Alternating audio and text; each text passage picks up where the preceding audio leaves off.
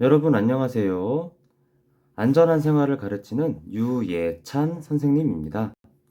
우리 지난 시간에는 무엇에 대해 배웠나요? 네, 맞습니다. 우리 진정한 용기에 대해서 배웠어요. 그렇다면 진정한 용기는 무엇이었죠? 그렇죠. 오히려 어려움에 있는 친구를 잘 도와주는 친구가 진정한 용기 있는 그런 친구였어요.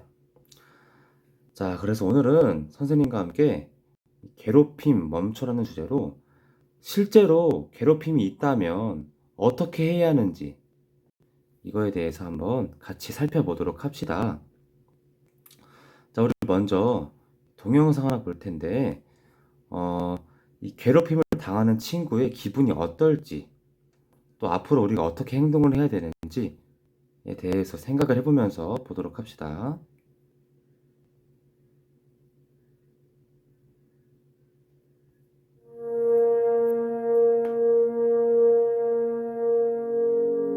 (2013년 12월 3일) 4학년도 다 끝나간다. 오늘 친구들과 함께 원숭이를 놀렸다. 원숭이는 우리 반에서 제일 못생긴 수진이의 별명이다. 처음에는 장난으로 시작했는데 계속 놀리니까 점점 재밌어졌다. 가방을 던지고 얼굴을 꼬집거나 심부름을 시키기도 했다. 학교를 마치고 나서는 우리 반 단체 채팅방에 원숭이 사진을 합성해서 올렸다. 친구들은 진짜 똑같이 생겼다면서 재미있어 했다. 아이들이 좋아하니 더욱 신이 났다. 댓글이 엄청 달렸다. 4학년 중에 원숭이를 모르는 애는 없을 거다. 2014년 3월 5일 5학년이 되었다. 오늘 영희가 나를 단체 채팅방으로 초대했다. 내가 들어가자 반 아이들이 욕을 하기 시작했다. 처음엔 장난인 줄 알았다. 영희는 내 친구였으니까. 그런데 갈수록 욕은 심해졌다. 내가 그만하라고 말하면 할수록 심한 욕이 올라왔다. 너무 기분이 나빠서 나가기 버튼을 눌렀지만 계속 다시 초대되었다. 영희가 나한테 왜 이러는 걸까? 내가 뭘 잘못한 걸까?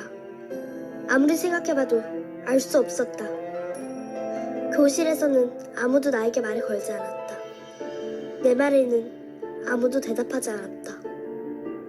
나는 이 세상에 없는 인간처럼 느껴졌다. 1년 전 내가 놀렸던 원숭이가 생각났다. 원숭이를 괴롭힌 특별한 이유는 없었다. 단순한 장난이라고 생각했다. 때린 걸 아니니까 폭력은 아니라고 믿었다. 하지만 그건 장난이 아니라 폭력이었다. 나에겐 장난이라도 상대방이 괴로워한다면 그건 장난이 아닌 폭력이다. 이게 중요한 것 같아요, 여러분. 여러분에게는 장난일 수 있지만 상대에게는 뭐가 될 수 있다고요? 네, 맞습니다. 폭력이 될 수 있어요, 폭력. 계속 보도록 합시다. 원숭이, 아니 수진이에게 가서 말하고 싶다. 많이 힘들었지? 미안해. 정말 미안해. 그때를 돌아간다면 수진이를 괴롭혔던 아이들에게도 말할 수 있을 것 같다. 그만하라고. 너희가 당한다면 어떤 기분일지 생각해보라고. 누구라도 이런 학교 폭력을 보거나 경험했다면 용기 내어 말해야 한다. 학교에서 그리고 학교 밖에서 우리에게 무슨 일이 일어나고 있는지 말이다.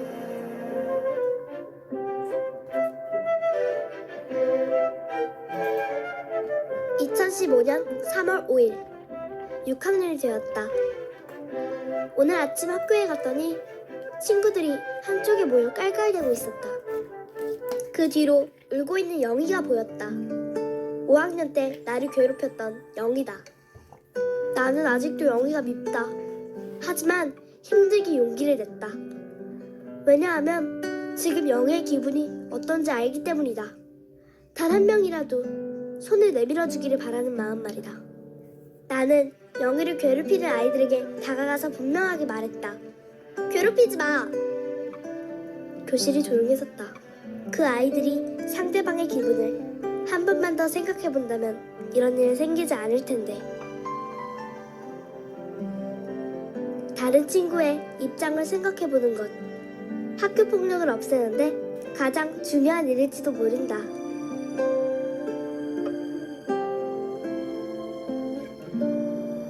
학교 폭력, 우리의 관심으로 예방할 수 있습니다. 학교 폭력 신고 상담. 국번 없이 117. 네, 여기까지 보겠습니다. 동영상 잘 보고 오셨나요? 네. 처음에는 영이라는 친구가 수진이라는 애를 원숭이라고 놀렸어요. 근데 1년 후에 어떻게 됐죠?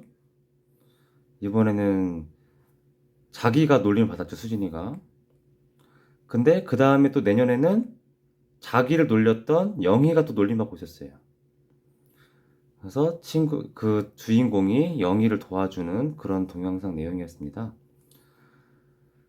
자, 여기서 역시 진정한 용기에 대해서 알려주네요. 다른 친구를 어려울 때 도와주는 그런 마음인 것 같아요.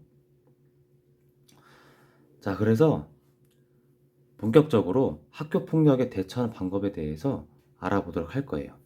뒤에 사진들이 있을 텐데 그 사진들 빈칸에 들어갈 말이 무엇인지 한번 생각해 봅시다. 자, 폭력 상황이 발생하면 맞서 땡땡땡 말고 일단 자리를 피해라. 뭘까요? 네, 맞아요. 맞서 싸우지 말고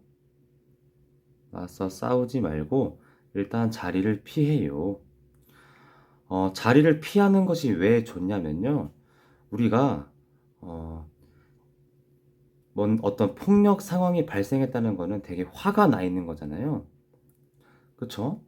근데 자리를 피하고 한 5분 지나고 1시간 지나고 시간이 좀 지나면 화가 좀 가라앉게 되어 있어요. 그래서 좀 더 얘기가 잘 통하겠죠. 그래서 일단 폭력 상황이 발생하면 같이 싸우지 말고 일단 자리를 피해서 화를 가라앉히도록 해요. 그러면은 내가 화를 가라앉히는 동안에 그 상대편 친구도 화가 가라앉아 있겠죠. 그래서 일단 싸우지 말고 자리를 피하는 게 좋습니다. 그리고 같이 싸우는 것보다 친구가 일방적으로 나한테 폭력을 행사한 게 더 유리하겠죠. 그쵸? 같이 싸우면 또 같이 혼날 거 아니에요. 부모님이든 선생님이들한테. 그래서 일단 맞서 싸우지 말고 일단 자리를 피하는 것이 좋습니다. 네, 싸우지 말고.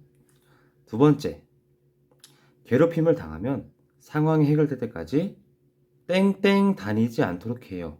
땡땡 다니지 않도록 해요. 뭘까요? 네, 맞습니다. 혼자 다니지 않도록 해야 합니다. 주변 어른에게 도움을 요청하거나 다른 친구에게 도움을 요청해서 혼자 다니지 않도록 해요. 혼자 당하면 또 추가적인 괴롭힘이 있을 수 있겠죠.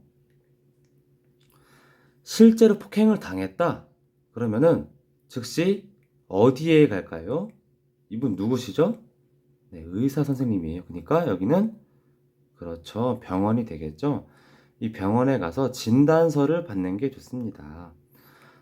첫 번째로 일단 병원에 가서 실제로 치료를 하는 것도 좋겠죠. 이렇게 다친 부분에 대한 치료를 받는 것도 좋고, 두 번째로 여기 진단서를 받아야 돼요. 진단서. 진단서는 실제로 여기가 다쳤습니다 라고 의사 선생님이 이렇게 표시를 해주는 거예요. 이게 있으면 나중에 여러분이 어쨌든 피해를 당한 거잖아요. 딸한테 폭행을 당한 거잖아요. 그거에 대한 증거, 그거에 대한 증거 자료로 잘 쓸 수 있습니다. 그래서 실제로 폭행을 당하면 병원에 가서 진단서를 받는 게 좋습니다.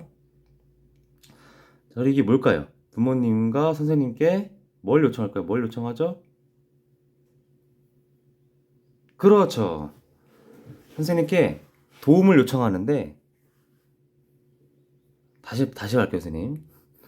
부모님, 선생님께 알리는 게 중요해요. 알리는 거. 그러니까 도움을 요청하는 게 중요하죠.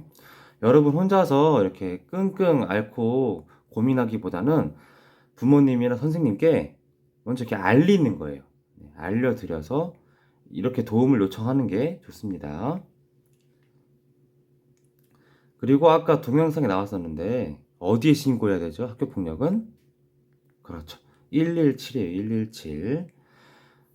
부모님께 알리거나 또 선생님께 알리거나 주변 친구들에게 도움을 요청하거나 해도 안 되면은 117에 신고해서 도움을 요청하는 게 좋습니다. 그래서 그 전에 먼저 부모님이나 또 선생님한테 먼저 알려드리는 게 좋겠죠. 먼저 도움을 요청하는 게 좋습니다. 왜냐하면은 여러분들을 가장 잘 아는 그런 어른이니까요. 자, 우리 교과서 이제 50쪽에 보면은 이런 손 그림이랑 카드가 있어요. 우리가 같이 이 괴롭힘 멈춰 규칙을 정해 볼 겁니다. 자, 교과서 50쪽을 보고 흰색 카드에 규칙을 한번 적어 봐요. 첫 번째, 하지마! 라고 큰 소리로 말하는 게 좋을 것 같아요. 우리 교과서 50쪽 1번에 흰색 카드에 쓰도록 합시다. 하지마! 라고 큰 소리로 말해요. 라고 써주세요. 하지마! 라고 큰 소리로 말해요. 두 번째, 부모님께 알려서 도움을 요청해요. 라고 쓰세요. 학교 폭력이 실제로 이루어졌을 때, 폭력이 발생했을 때 어떻게 해야 되는지에 대한 규칙이에요. 첫 번째는 하지마! 라고 큰 소리로 말하고, 두 번째는 부모님께 알려서 도움을 요청하고. 다 썼나요? 부모님께 알려서 도움을 요청해요.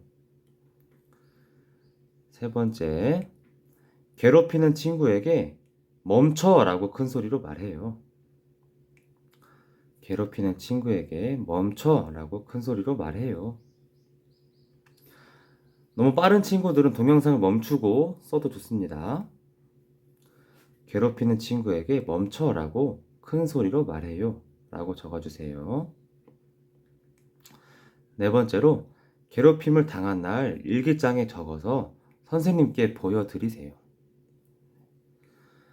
선생님께 직접 이렇게 말로 알리기가 부끄럽거나 좀 힘든 친구들이 있을 거예요. 그럴 때는 일기장에 적어서 선생님께 보여드리도록 해요. 자, 우리가 다시 살펴볼까요? 괴롭힘을 당했어요. 그러면은 하지마! 라고 큰 소리로 말해요. 그리고 부모님께 알려서 도움을 요청해요. 괴롭히는 친구에게 멈춰! 라고 큰 소리로 말해요. 괴롭힘을 당한 날에는 일기장에 적어서 선생님께 보여드려요. 이 규칙을 잊지 말아요, 여러분. 알겠죠? 괴롭힘 당했을 때 우리 이렇게 한번 해봅시다. 자, 그래서 우리 좀 자세한 상황들에서 살펴보도록 해요. 학교 폭력이 발생했을 때 상황 1. 휴대전화로 친구가 나에게 좋지 않은 말을 해요. 욕을 하거나 놀리거나. 이런 것들을 우리는 언어폭력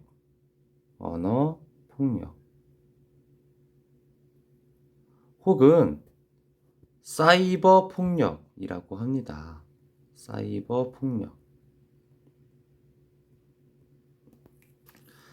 네.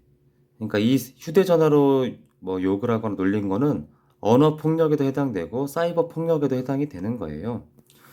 우리가 폭력하면은 흔히 떠오르는 생각이 이렇게 친구를 때리거나 뭐 이렇게 툭툭 치거나 뭐 이런 거를 떠올리잖아요.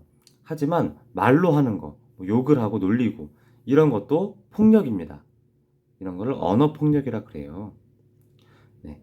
그리고 특히 그런 것들이 뭐 휴대폰, 컴퓨터, 인터넷 이런 걸 통해서 이루어지면은 사이버 폭력이라고 합니다. 이럴 때는 어떻게 해야 할까요, 우리가? 그렇죠. 우리 아까 학교 폭력 발생했을 때 규칙이 있었죠, 규칙. 규칙 정했잖아요, 아까 전에. 이렇게 하면 돼요. 근데 뭐 하지 마라고 큰 소리로 말할 수는 없으니까 이렇게 카톡으로 하지 마라고 얘기하고, 그쵸? 카톡이나 문자 뭐 이런 걸로 또 멈춰 이렇게 얘기를 하고. 그럼에도 계속 한다면 선생님께 말씀드리거나 일기장에 적어 보여드리고 아니면은 부모님께도 알려서 도움을 요청하도록 합시다. 그래도 안 되면 어떻게 해요? 그래도 안 되면 이제 학교폭력 번호 117에 전화해야겠죠. 그래서 언어폭력이 발생하거나 사이버 폭력이 발생하면 아까 규정에 맞게, 아까 규정이 아니라 규칙에 맞게, 아까 카드에 적은 규칙에 맞게 하지마 멈춰 얘기하고, 그리고 선생님과 부모님께 알리고, 그래도 안 되면 117에 전화하도록 합시다. 자, 두 번째 상황이에요. 어떤 상황이죠? 네, 친구가 계속 내 용돈으로 장난감, 먹을 거 이런 거 사달라고 하는 거예요. 이거는 뭘까요? 이거는 금품 갈취. 금품 갈취는 뭔가 내가 가지고 있는 물건 혹은 뭐 돈 이런 거를 억지로 뺏어오는 거, 이게 갈취예요. 그게 금품 갈취고, 그러니까 내 거를 뺏어가는 거, 이게 금품 갈취고, 그리고 강요, 억지로 하는 거에 해당합니다. 엄연한 범죄예요, 여러분. 금품 갈취랑 강요는 엄연한 범죄입니다. 앞에 말해줬던 언어폭력, 사이버폭력 역시 범죄예요, 여러분. 이럴 때는 어떻게 할까요? 역시 하지마 멈춰라고 얘기를 하고 또 뭐가 있었죠? 선생님과 부모님께 알리는 게 중요합니다. 잘할 수 있겠죠? 다음 상황 3번. 장난이라면서 친구를 괴롭히는 것을 봤어요. 이거는 뭐죠? 네. 자신한테는, 이 친구한테는 장난일 수 있지만 이 친구한테는 정확히 뭐라고요? 네, 폭력. 폭력이에요. 그 중에서도 신체 폭력입니다. 신체 폭력. 역시 어떻게 해야 된다고요? 하지마 멈춰 얘기하고, 부모님 또 선생님께 말씀드리고, 그래도 안 되면 학교폭력 117에 신고할 수 있습니다. 자, 우리 이렇게 오늘 괴롭힘 당했을 때 어떻게 해야 되는지 배워봤어요. 우리 이게 중요한 것 같아요. 괴롭힘을 주는 게 아니라 힘을 주는 그런 좋은 친구가 되도록 합시다. 잘 알겠죠? 자, 오늘 이렇게 괴롭힘에 대해서 배워보았고요. 다음 시간에는 나를 지켜요, 나의 몸은 소중해요에 대해서 같이 배워보도록 합시다. 모두 고생했어요.